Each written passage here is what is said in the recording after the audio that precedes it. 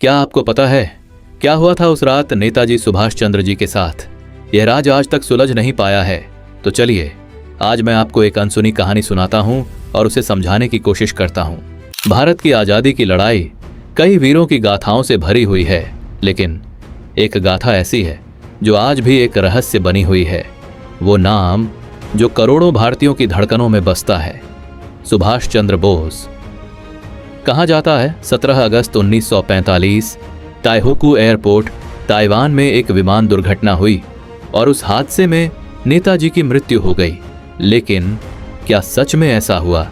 गवाहों ने बताया विमान उड़ान भरते ही आग की लपटों में घिर गया।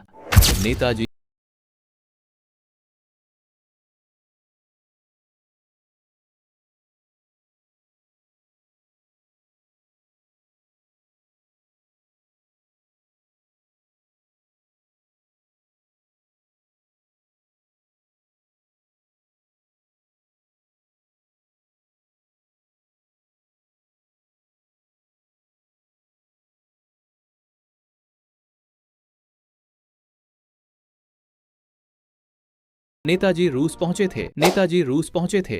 वो सोवियत नेताओं से मिलने वाले थे। भारत की आजादी के लिए एक नई लड़ाई की तैयारी चल रही थी। लेकिन तभी अचानक सबूत छिपा दिए गए, फाइलें गायब कर दी गईं और कहानी चुप कर दी गई।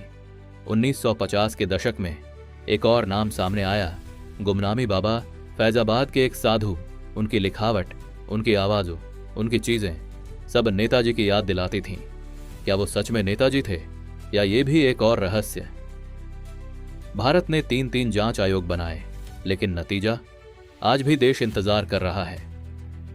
क्योंकि नेताजी सिर्फ एक नाम नहीं थे, वो जज्बा हैं, वो हिम्मत है, वो आग हैं जो आज भी हमारे दिलों में जलती है।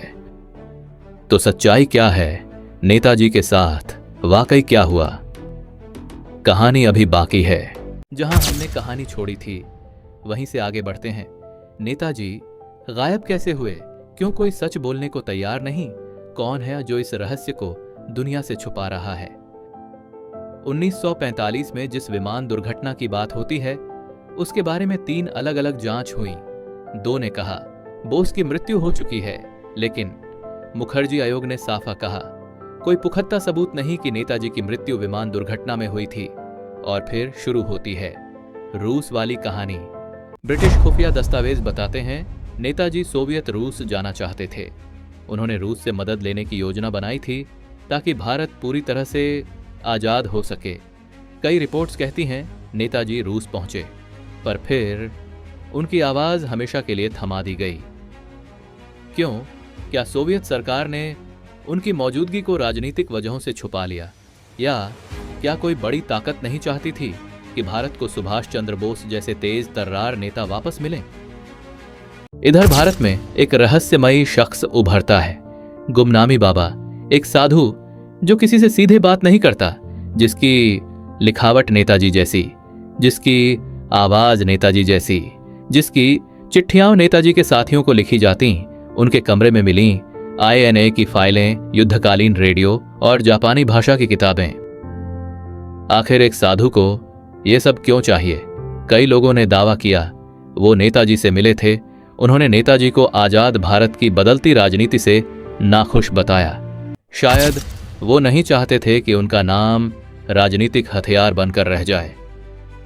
लेकिन एक सवाल आज भी वही है, क्या गुमनामी बाबा सुभाष चंद्र बोस थे? विज्ञान ने DNA टेस्ट किया, पर पुराने नमूनों के कारण नतीजे स्पष्ट नहीं आए। दुनिया बदलती रही, हकीकत पर परत दर परत चढ़ती रही, पर नेताजी का सच अब भी ताले में बंद है। लेकिन एक बात पूरे विश्वास से कही जा सकती है, नेताजी मरे कभी नहीं। वो विचार बन गए, वो सपना बन गए, वो कैफियत हैं जो हर भारतीय के दिल में धड़कती है। और शायद यही वजह है कि उनके गायब होने का रहस्य आज भी जिंदा है। क्योंकि नेताजी एक व्यक्ति नहीं, आजादी की वो आग हैं जो बुझाई नहीं जा सकती। क्या कभी सच सामने आएगा? क्या कभी देश को पता चलेगा नेताजी कहां थे, कैसे जी रहे थे, क्यों लौटकर नहीं आए?